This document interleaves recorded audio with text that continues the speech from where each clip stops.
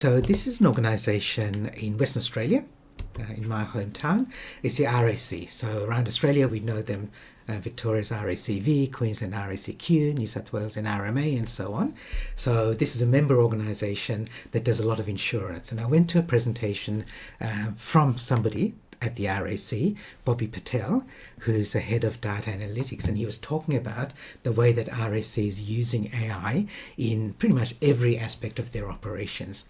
And somebody at the end put up their hand, it wasn't I, put up their hand and said, are you using, replacing your call center staff with chatbots and AI chatbots? And he said, no.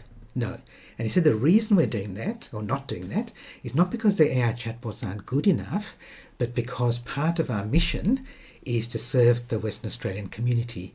And if that's the case, we're not serving them by people in the Western Australian call centres losing their jobs. Right? So he said the reason we're not doing it is because it goes against our mission.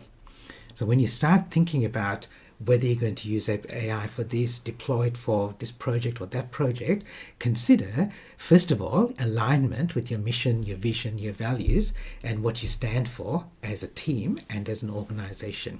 Okay, again, remember, people first, and then technology second.